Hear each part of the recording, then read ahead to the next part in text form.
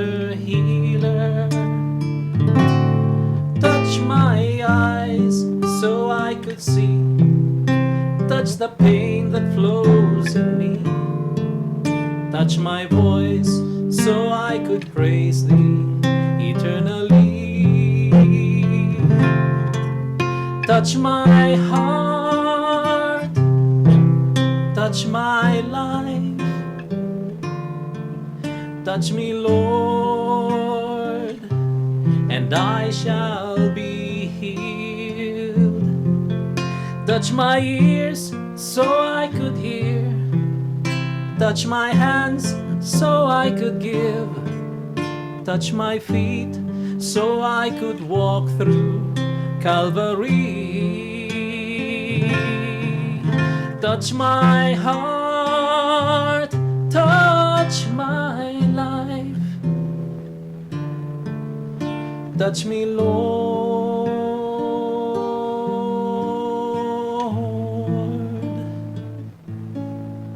and I shall be healed.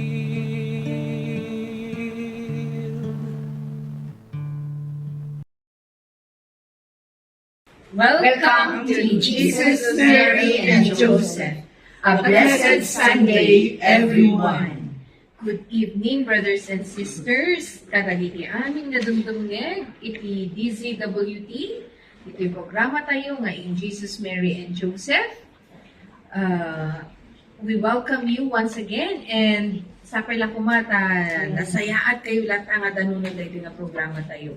Kat ni, nagmayat iti kwamita tataada iti barbarumanan nga kakadwa tayo ni Doc Letts, Sister Jean, kani Sister Mayet. So, good evening, sisters. Good evening. Sister Emily.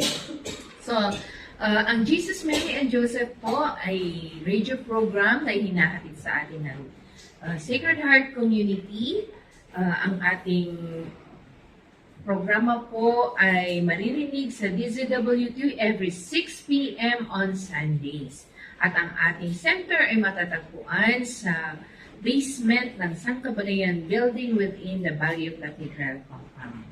At kung tayo man po ay may mga prayer request, pwede po tayo mag-text 0948-3964-613 o kaya sa Globe 0945-5093-265.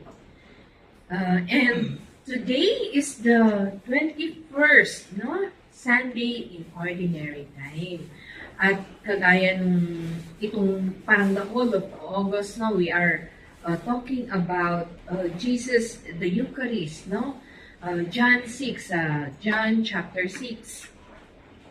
Ganito ka-importante itong gospel na to. Kasi for how many Sundays already, we are talking about this. And the theme for this Sunday, Jesus, you are the Holy One of God. So, Kaspanagrubi, can we please have our opening prayer to be led by Doc Letts? In the name of the Father, Son, and Holy Spirit. Heavenly Father, we're so grateful that you have called us, each and every one of us, chose us to be here, not anywhere else, and that you have opened our hearts to accept you, to accept the grace that you offer, that you give to us, your Holy Spirit, that will bring us to worship, to pray with awe and reverence in your most holy presence. Because you are here with us, we would like to praise and thank you.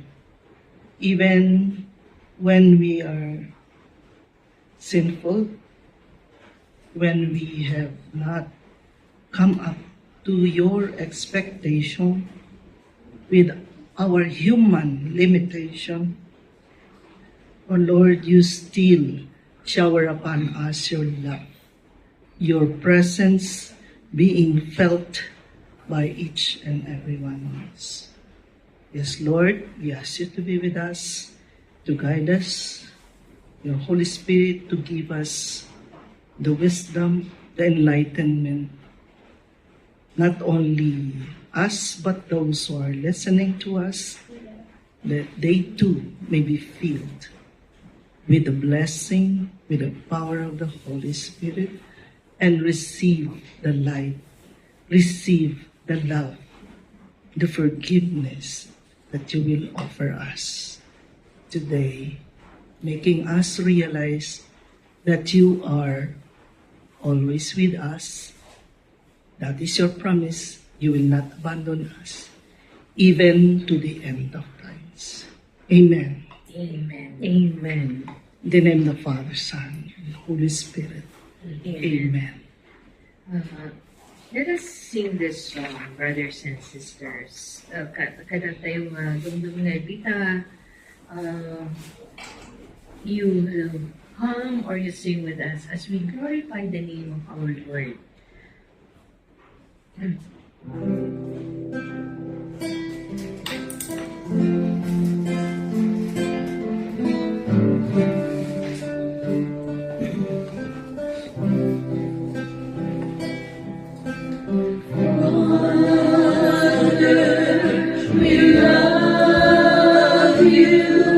We praise you, we adore you, glorify thy name in all the earth.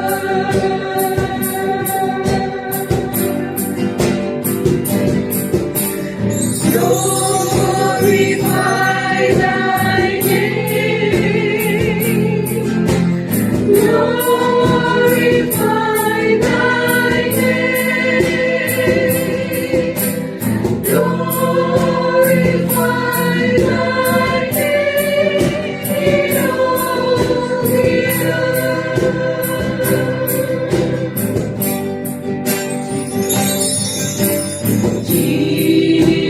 Jesus, we love you, we praise you, we adore you, glorify thy name in all the earth.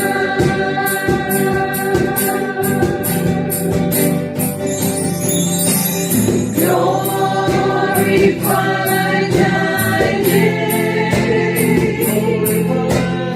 Glorify thy name. Glorify thy name in all the earth.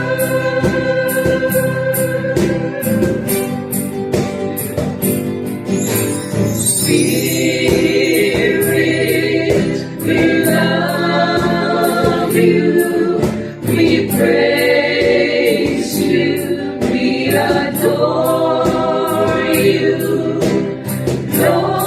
glorify thy name in all the earth.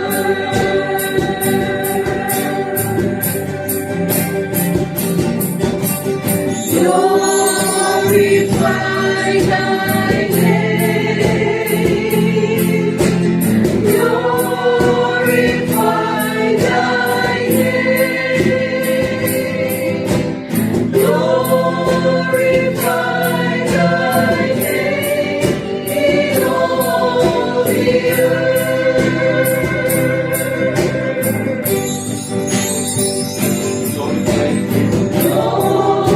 glorify thy name. Glorify thy name. Glorify thy name in all the earth. Yes, let's glorify the name of the Lord. Graciously glorify the Son, my honor, glorify the Lord. Praise We adore you, Lord, you're the leader. Lord, you pray your name, bless you, praise, thank you, thank you, Jesus, Jesus. Hallelujah. We glorify you, hear our prayers. We continue to ask the Holy Spirit to be with us, to enlighten us, so that this time of praise, this time of worship, this time of ministry, it will only be for the glory of God. Come, Holy Spirit, I need you. Come, Holy Spirit, I pray. Come with your strength and your power.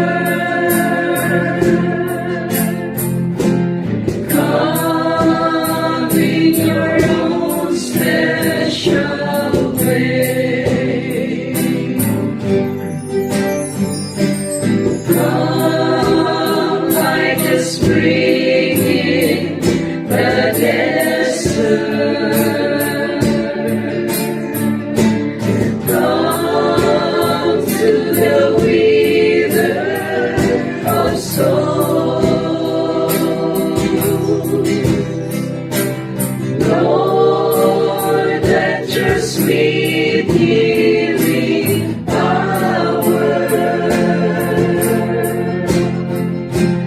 touch me and make me whole.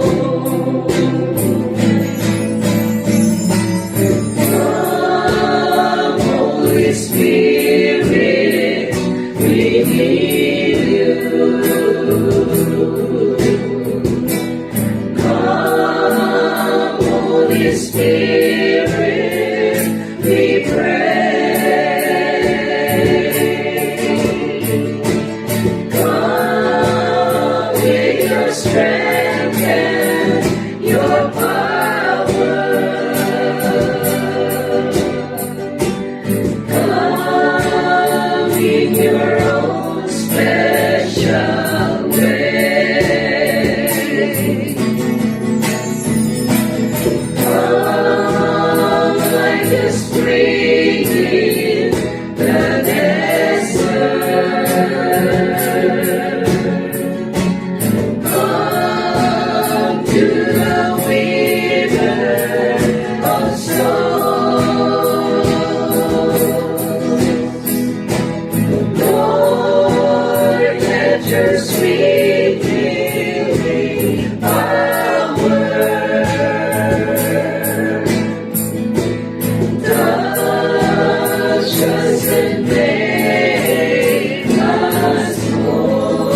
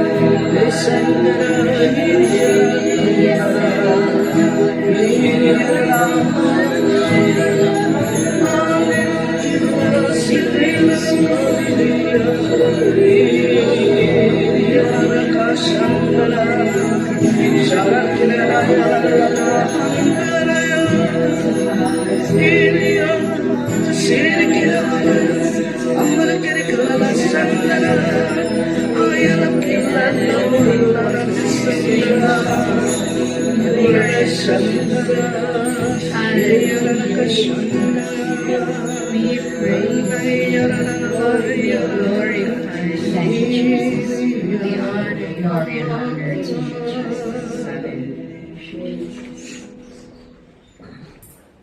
Kapitang Domingo Kamsat, this Sunday, as I said, this is the 21st Sunday in Ordinary Time. Kat inakman irugyan nga ipasa, iti English, a proclamation from the Gospel according to St. John. Many of Jesus' disciples who are listening said, "This saying is hard. Who can accept it?" Since Jesus knew that his disciples were murmuring about this, he said to them, "Does this shock you? What if you were to see the Son of Man ascending to where he was before? It is the Spirit that gives life, while the flesh is of no avail. The words I have spoken to you are spirit and life. But there are some of you who do not believe." Jesus knew from the beginning the ones who would not believe and the one who would betray him. And he said, "For this reason, I have told you that no one can come to me unless it is granted him by my Father." As a result of this, many of his disciples returned to their former way of life and no longer accompanied him. Jesus then said to the 12, "Do you also want to live?" Simon Peter answered, "Master, to whom shall we go? You have the words of eternal life. We have come to believe and are convinced that you are the Holy One of God." The Gospel of the Lord. Praise to you, Lord Jesus Christ. At ito'y pakinggan. Let's all hear from the Tagalog version from Sister Maria. Ang mabuting balita ng Panginoon ayon kay San Juan. Narinig ito ng kanyang mga alagad at marami sa kanila ang nagsabi, "Mabigat na pananalita ito. Sino ang makakatanggap nito?"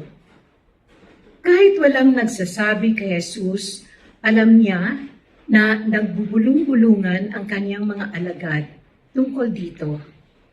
Kaya sinabi niya, "Dahil ba irito'y tatalikuran na ninyo ako? Gaano pa kaya kung makita ninyong umaakyat ang anak ng tao papunta sa dati niyang kinaroroonan?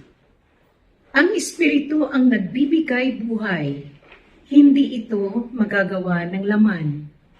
Ang mga salitang sinasabi ko sa inyo ay Espiritu at ito ang nagbibigay buhay. Ngunit ilan sa inyong hindi sumasampalataya. Alam na ni Jesus buhat pa noong una kung sino-sino ang hindi mananalig sa Kanya at kung sino ang magkakanulo sa Kanya. Idinugtong pa niya, "Iyan ang dahilan kaya ko sinabi sa inyo na walang makakalapit sa akin malibang ito'y loobin ng Ama." Mula nooy, marami sa kanyang mga alagad ang tumalikod at hindi na sumama sa kanya. Tinanong ni Jesus ang 12, "At kayo gusto rin ba ninyong umalis?" Sumagot si Simon Pedro, "Panginoon, kanino pa po kami pupunta? Nasa inyo ang mga salitang nagbibigay ng buhay na walang hanggan. Naniniwala kami at natitiyak namin na kayo nga ang banal na mula sa Diyos." Ang mabuting balita ng Panginoon. Pinupuri ka namin, Panginoong Heso Kristo. Thank you, Sister Mariette. Ilocano man, Sister Jean. Ito'y sumaganad na araw itinasantuan ng Ebanghelyo kasinsurat ni San Juan. Adu kadagiti adalan na, tinakangeg iti dayta. Narikot unay daytoy apak panursuro tinunada. Siya sino ti umanapong iti sawsawen na. No kay no awan iti nagibagbaga kenkwana, Ammo ni Jesus nga agdadayamudong dagiti adalan na gapo iti daytoy. Iti kasta kinunana kadakwada. Maupay kayo kadi gapo iti daytoy. Anyan to lakit din no makita yo ti anak ti tao nga umuli iti sigod ayan na. Espiritu ti makaited iti biyag. Awan apulos iti maited ti lasag. Espiritu ken biyag dagiti insao kada kayo. No pay kasta adda sumagmamano kada kayo ani mamati. Sigud nga amo ni Jesus no siya sino dagiti saan ang mamati ken no siya sino i manglilipot to ken kuana. Tinunada pay dahito iti gapuna nga imaga kada kayo nga awan ti makaumay kanya no saan nga ipalubos ti ama. Gapu iti daytoy pinanawan dagiti adu apasurot na ket saan da akimuyot ken kuana. Iti kasta po na ni Jesus kadagiti sangapulo ket dua nga adalan na ket da kayo kaya tumet iti pumanaw apo insungbat ni Simon Pedro siya sino pay aya ipapanan mi at daket ka dagiti sao ang makaited iti biyag nga agnanayon ket ita mamati kami ken amumi asika kinasantuan ang naggapo iti Diyos. Ti Ebanghelyo ti Apo. Dayaw iti Ay ka ka, O Kristo. Yan, kas iti na ibagak na tayo niyan. Dahil nga gospel kadya continuation iti Gospels from the 2 Sundays previously. Nung sinabi, kasi last Sunday yun yung sinasabi ni Jesus na I am the bread of life, you eat me, eat my flesh, and drink my blood, ganun, no? And then, ngayon, yung setting naman, dahil doon, hindi naniwala yung mga iba, umalis na sila. Sabi siguro nila, ano ba naman pong pina-follow natin, kung ano-anong pinagsasabi, ganun siguro, no? And yet, sabi ni Jesus, alam niya na may mga aalis talaga, gano'n, no? And nung tinanong niya yung mga disciples niya, so, kayo aalis din ba? Ano ang sabi ni Pedro? Panginoon, no? You have the, where shall we go? We believe, and we are convinced that you are the Holy One of God. So, from the time of the apostles hanggang ngayon, sabi niya nung isang komentary na nabasa ko, hindi siguro nakarating or kung hindi totoo yung sinasabi ni Jesus about His blood and flesh, no, that we're going to eat in the Eucharist, hindi magsasayang ng buhay or ng effort yung mga apostles to be going from one place to another proclaiming this gospel, no? From the time of Jesus hanggang 1500s, no? Hindi sila magpapakamartir kung hindi ito ang tanging katotohanan. Di ba? So, for us, we thank God for the sacrifices of those naunang believers. Kasi this one is passed down sa atin. Itong faith na to, itong belief na to, is passed down hanggang sa atin. And until now, we are receiving Jesus' body and blood, soul and divinity in this most blessed sacrament, the Holy Eucharist. And kayo naman mga sisters, meron ba kayong share kung kayo tinanong ni Jesus? Are you going also to Ay, by the way po mga kapatid, sina Sister Doclets, Ate Mayet, at saka si Tita Jean, they are of one household dito kasi sa Sacred Heart meron kami tinatawag na household. So, they belong to one household. And Doclets is their household head. So, together, they go to the Blessed Sacrament to adore together. Ganyan, yun yung isa sa mga ginagawa ng kanilang household. Kaya, very timely itong Sunday na to. Kasi, andun sila na nag-adore together. And, siguro, kunan ni Lord, tain kayo, share, itibibiyag yun.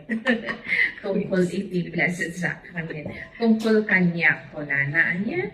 Isungadagdan kayo man, may we listen kung may mga ma-share din ang mga sisters natin tungkol dito. Kasi alam ko, pag tinanong kayo ni Jesus, sasabihin niyo din, Lord, saan pa kami pupunta? Kundi dito lang kami, no? Sa Blessed Sacrament, with you. Dito lang kami.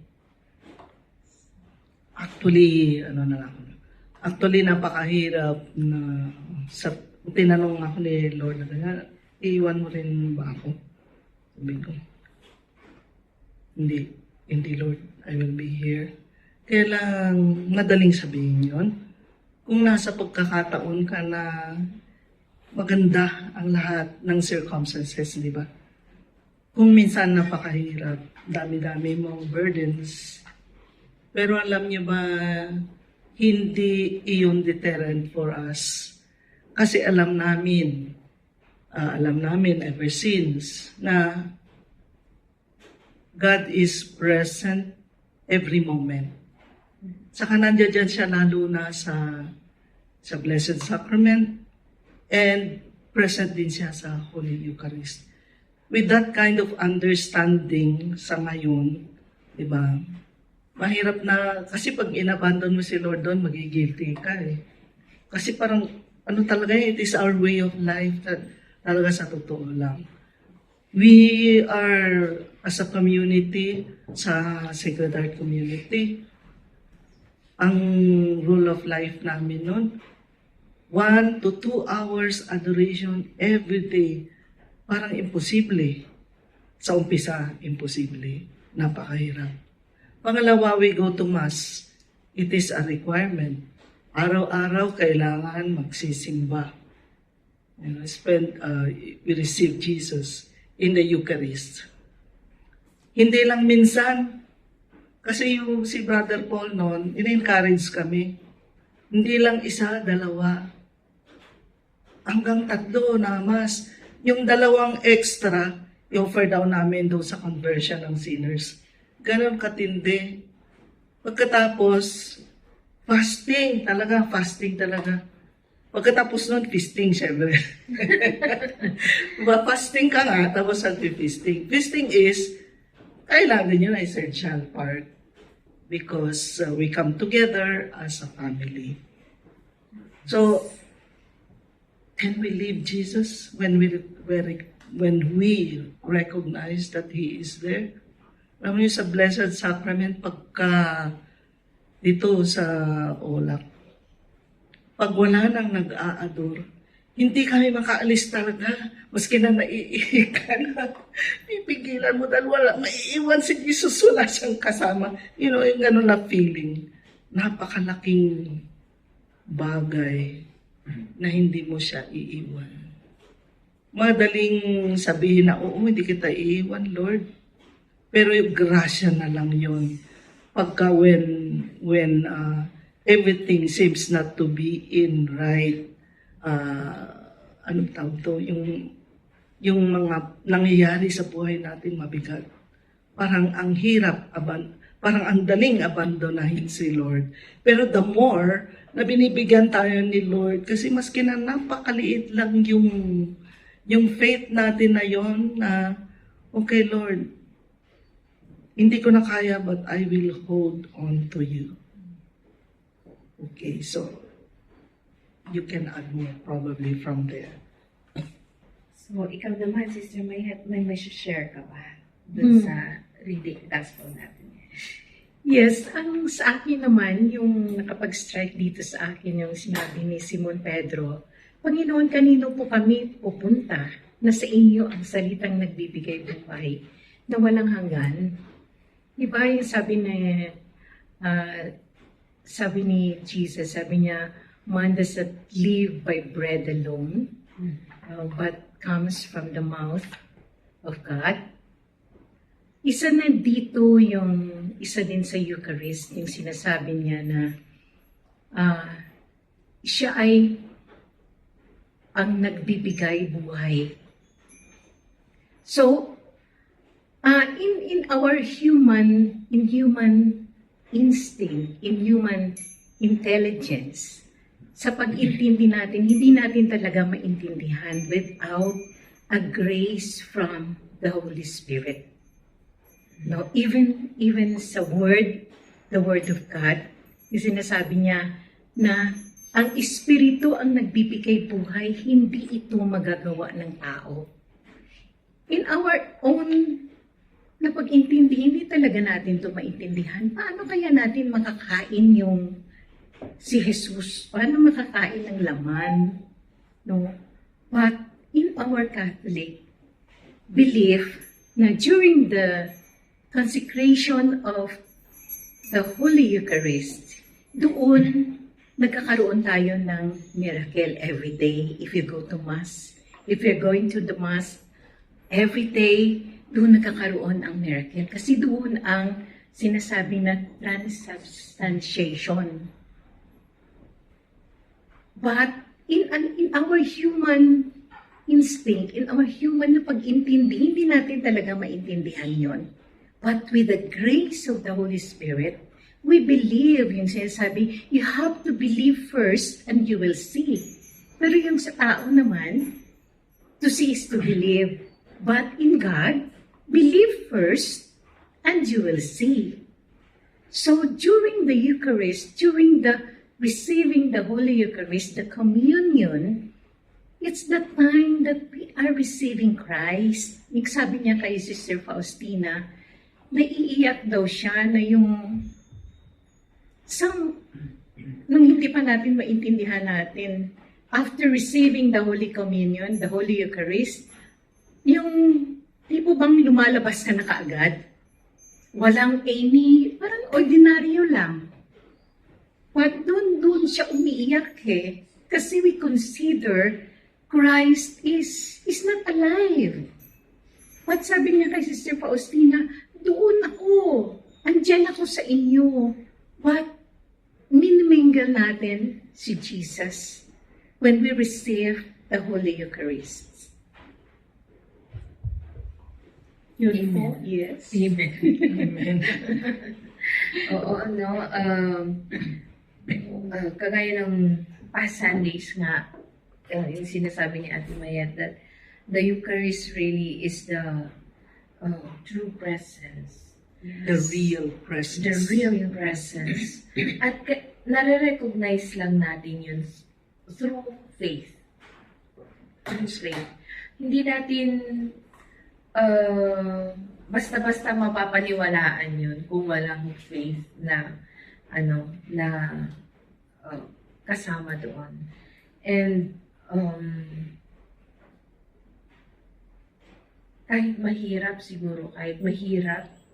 pero kung naniniwala tayo, yung mga unbelief natin, yung sinasabi ni Sister Mayat kanina na sinabi ni Jesus kay Sister Faustina, yung ungratefulness natin, na hindi natin siya nire-recognize na truly present in the Blessed Sacrament. But if we continue, kagaya ng mga sinasabi ni na Sister Mercy last week, no, na if we continue, if we come to Him every day, every moment of our life, no, we come to Him, andun lagi yung presence ni Jesus sa atin. Sabi niya ni Sister Chit, parang hindi ko naririnig yung Holy Spirit. Kung yung sinasabi ng Holy Spirit, kung hindi ako nagmamas at nagre-receive ng communion. Ganon.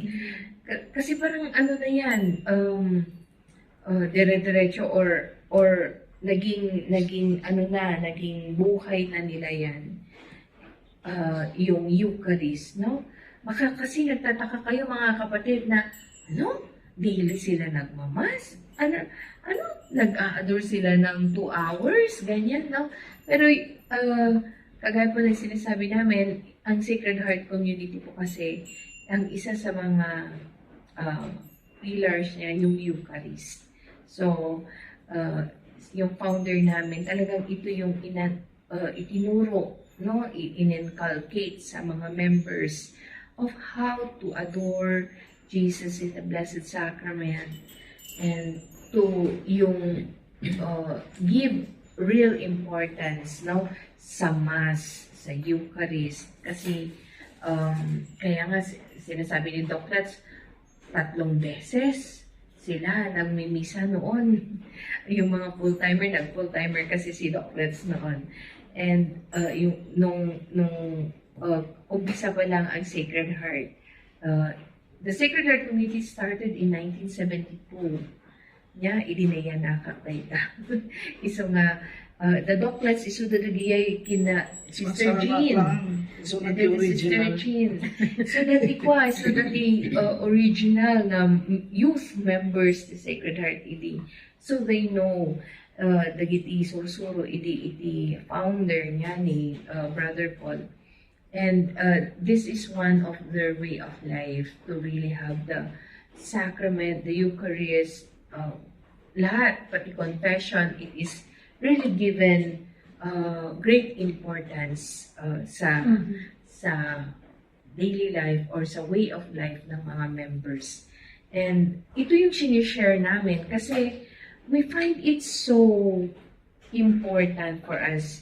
This time kasi parang sabi niya ng mga survey or ng mga theologians, ng mga leaders, no? Parang ang mga tao ngayon, parang hindi na nila nakikita yung real presence. Hindi na sila naniniwala sa real presence ni Jesus sa Blessed Sacrament. No? Kaya nga, parang wala nang reverence sa Mass. Pag pumupunta doon, parang ganun lang, pati sa pag-receive ng Holy Communion, basta nakapila lang doon, hindi pa nila alam kung kailan mag-aamen. Wala. Sabi nga sino ba yung isang pare? Ay, hindi po namin kailangan ng smile niyo pag sinabi naming body of Christ. Ang isasagot po doon, Amen. Hindi po namin kailangan ng smile niyo or kung ano-ano mang facial expression nyo. But we really want to hear that you say Amen. Kasi yung Amen parang sinasabi mo na, yes, I believe. Yes, I believe. Yes, I believe. Yeah. Tsaka yung kasi, maraming hindi nila alam. Ako yung experience ko kasi sa church, pag nagmamasa ko. Tapos yung mga young people, uso kasi yung, tawag doon, crop top. Yung labas ang bibig. Yung mga ganon. And then, yung kasi yan, yung pati yung kanilang mga suot spaghetti, pataas. Spaghetti pababa. Yung bang masyadong malalim halos makita na yung cleavage, lunging neckline, gano'n. May rule kasi dyan noon sa community. Meron pang 2 inches. Ibig sabihin may 2 inches. Dapat isipin mo, ganito lang. Di ba? Sukatin mo yung 2 inches. Talaga hindi pwede yung plunging. Uso kasi. So ngayon, magre-receive siya ng communion. Pero ako, I was already struggling. Kasi na-notice ko siya, sana hindi ko siya na-notice. Hindi siguro ako mag-atubili na i-reprimand siya. Kasi naka-crop top, tapos plunging neckline. So sabi ko, pinalabit ko. Alam mo, dapat hindi ka talagang masyado akong what do you call that? demanding. Ay, hindi. Strong yung- Very strong yung aking, sabi ko, anak, huwag kang mag-receive ng communion kasi it's going to be sacrilege. Imagine yung suot mo kasi hindi yan ang dapat na suot mo. Wala pa siyang bala, no? Kaya yun, you will be committing sacrilege. Alam mo, ang pasalamat ko, hindi talaga siya tumuloy.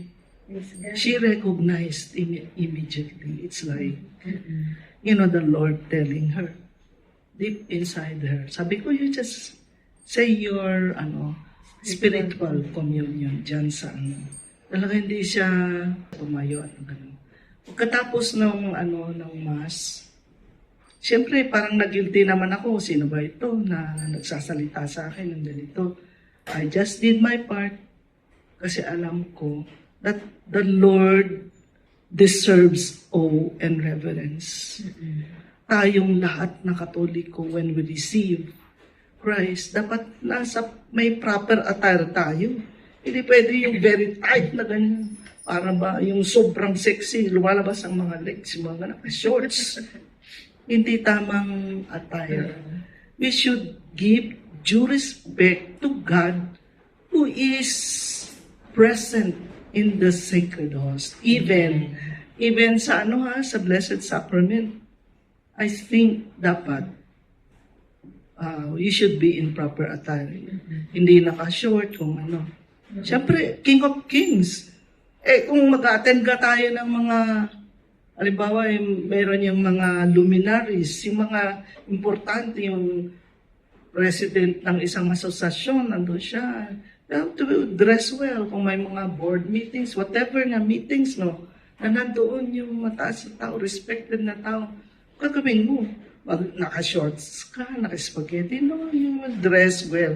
When the president comes, the vice mayor, whoever, we give them respect by dressing appropriately. Amen. Yun. Oo.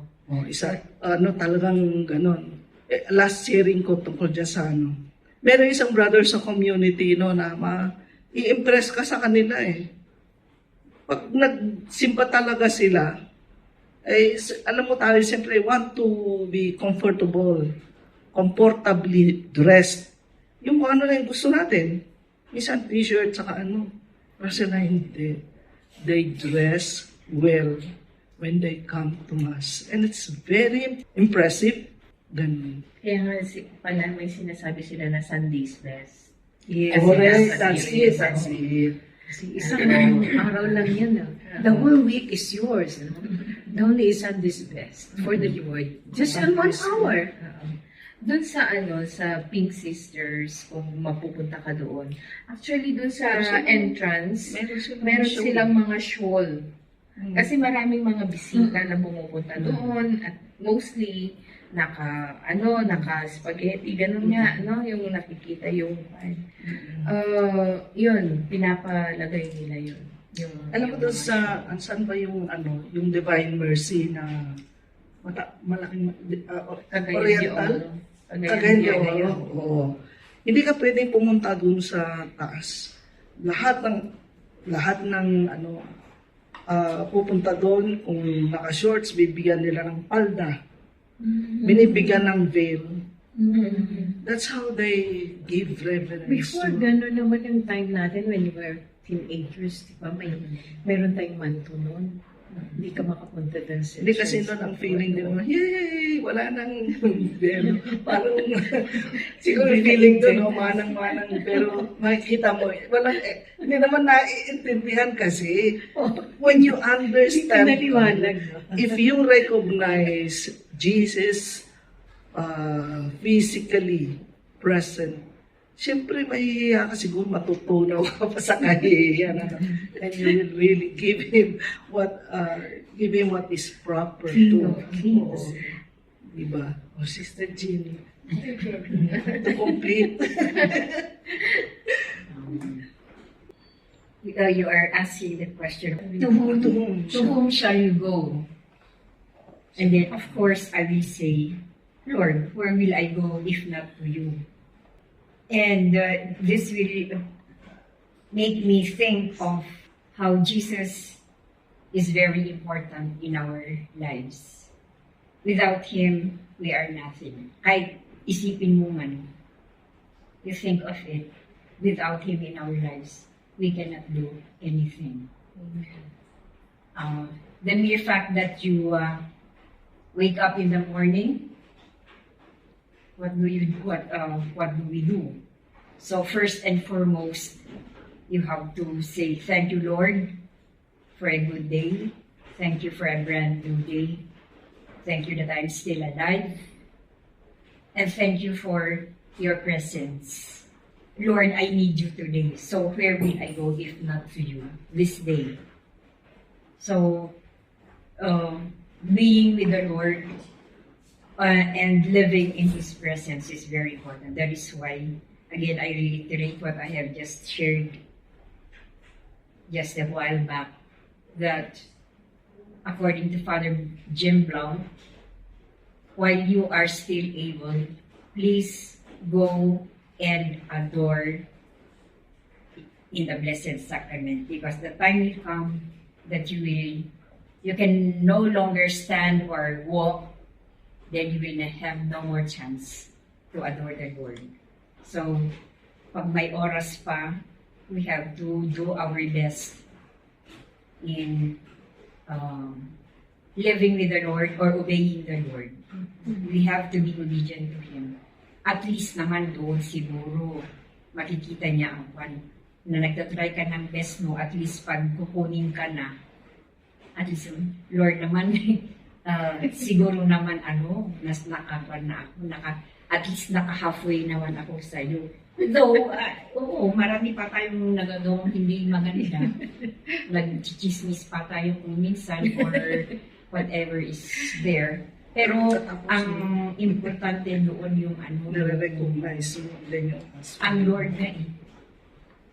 Don't, in one day, do not forget the Lord. Otherwise, hindi ko alam.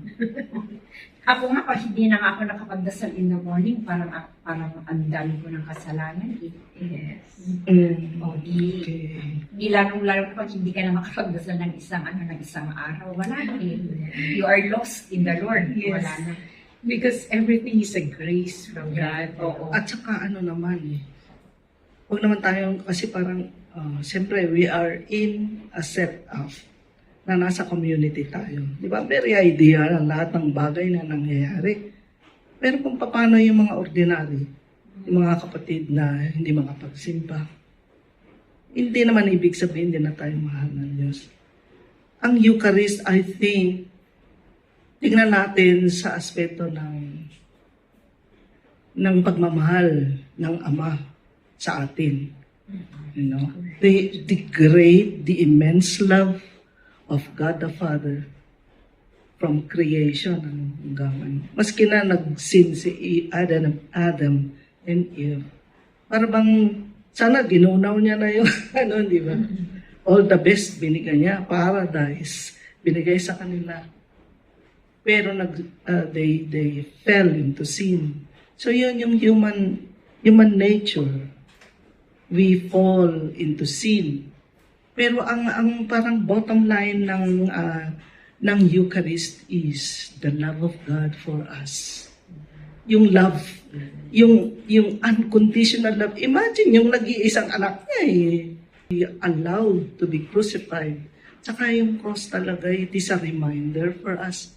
Look at me. If you look at the cross, maintindihan mo yung what God went through. He was human, nandun yung pain, lahat. He went through everything. Imagine mo yung papako, yung kamay mo, yung paa mo, tinusok yun doon sa dibdib mo.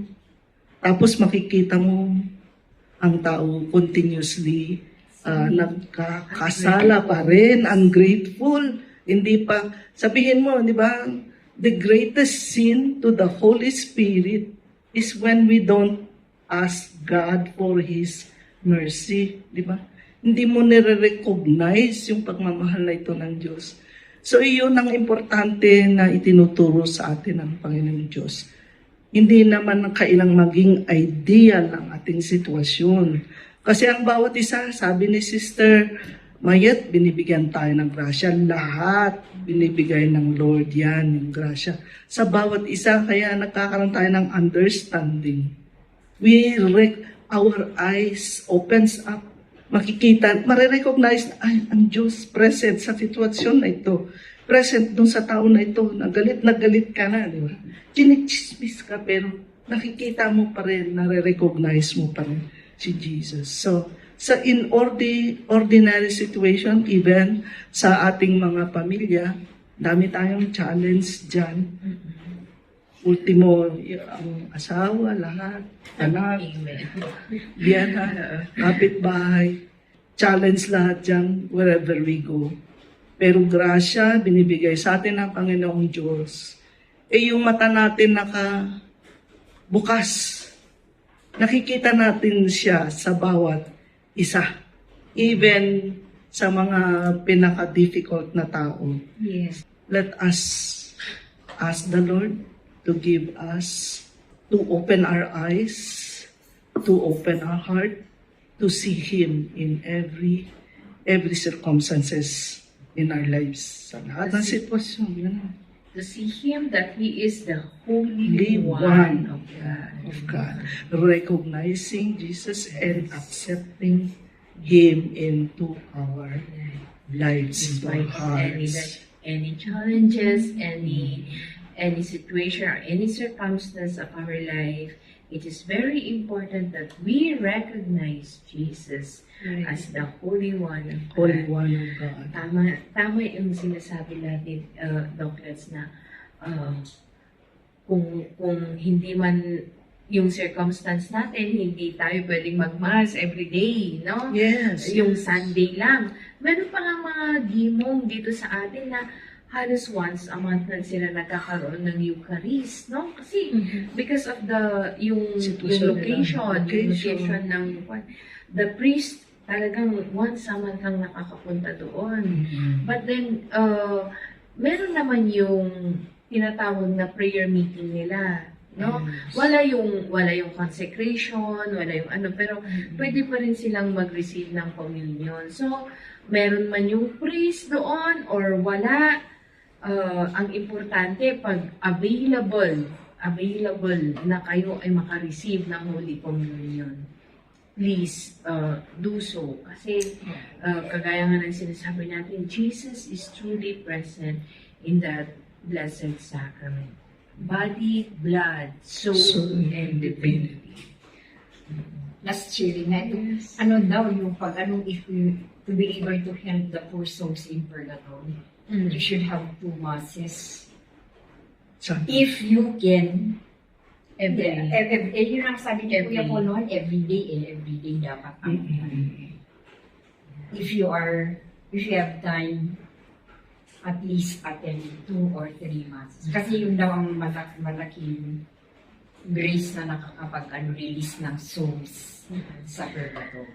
Maalala ko pa, Doctors, yung isa sa mga naririnig ko sa community noon, even if you prayed 1,000 Hail Marys, 1,000 rosaries, that is nothing compared to one Mass na ginawa mo fervently or talagang you participated in that Mass na buong-buo kaysa sa ilang rosaryo. Totoo naman yun. Kaya lang kasi our church is gifted with many avenues, many ways. We have the sacramentals. Itong mga, lalo na yung ating devotion sa Blessed Mother, the Rosary, gano'n.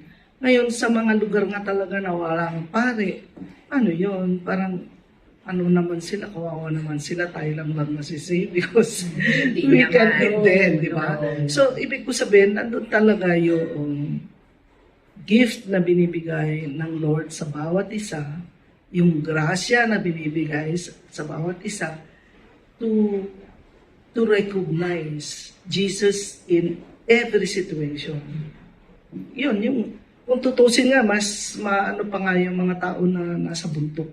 Yung mga, alam mo, yung mga simpleng tao na hindi nakakapagsimba. Kasi, oo, Oo, they are kasi more, they are simply, more, prayer. kay Lord. Oo. Grasya yun sa kanila na binigay ng Diyos. So, God's grace is given to everybody. No exception. Walang exception, walang distinction. Poor, aman o mayaman, Makasalanan. maski na yung mga prostitutes. Baka sila pa yung unang pupunta sa langit kaysa sa atin. Kasi depende yun sa binibigay na grasya ng Diyos for us to recognize Him. Yung mga yan, nagdadasal naman niya, Panginoon, patawarin. Di ba? Yung pagmamamatay niya. Grasya yung na binibigay sa kanila. Kasi nandyan dyan lang eh. The grace is already there. Kailangan lang nating makita and to accept this grace that the Lord is giving to each and every Yes, one of and then us. you cannot limit it, unlimited. Oh, Yung yan, sinasabi unlimited niya na talaga. the love of God is, sabi ni Sister Faustina always, sinasabi niya na, yung mas gusto nga ng Panginoon na yung pagmamahal niya, na maniniwala tayo dyan, infinite love, no, unfathomable. Amen. Let us once more come before the Lord, that He would fill us with His healing and loving presence. We ask the Holy Spirit to open our eyes, to open our hearts, to open our whole being.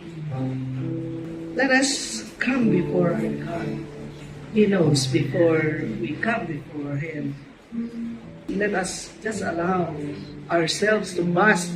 Tangan tayo sa Kanyang presensya, knowing that He will heal us. He will touch us. Lumapit tayo sa Kanya na buong puso. Hindi natin kailangan sabihin ng mga enumerate napakarami, mga woes, pain, sorrows. Lumapit lang tayo sa Kanya. Empty our minds and our hearts para pumasok siya sa atin sa kaibuturan ng ating puso. He is actually inviting us, like Thomas, to touch the wound in his hands, the wounds in his side. Kagustuhan ng Panginoong Diyos na touch natin siya for us to recognize and to see how much love that He has for each and every one of us. Walang distinction. Mahirap man. May karamdaman. Pati yung na-stroke, ang mind pa rin nila nag-work. And we don't know. Their heart and mind is directed to God. And it is God's mercy really that brings us to this love of God. To recognize Him, to touch Him, Amen. and to love Him in our little way. Amen. Jesus, Mary, and Joseph. I give you my heart and my soul. Jesus, Mary, and Joseph. Assist me in my last agony. Jesus, Mary, and Joseph. May I bring forth my soul in peace with you. Amen. Glory be to the Father, and to the Son, and to the Holy Spirit. As As it was was in the beginning, is now, and ever shall be, world without end. Amen. In the name of the Father, the Son, the Holy Spirit. Amen. Till next Sunday.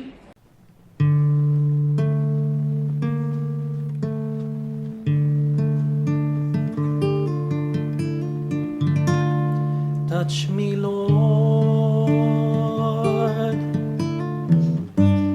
for I am a sinner. Touch me, Lord, for you are the master healer. Touch my eyes so I could see. Touch the pain that flows in me. Touch my voice so I could praise thee eternally. Touch my heart, touch my life. Touch me, Lord, and I shall be healed. Touch my ears so I could hear. Touch my hands so I could give. Touch my feet so I could walk through Calvary. Touch my heart, touch my life. Touch me, Lord,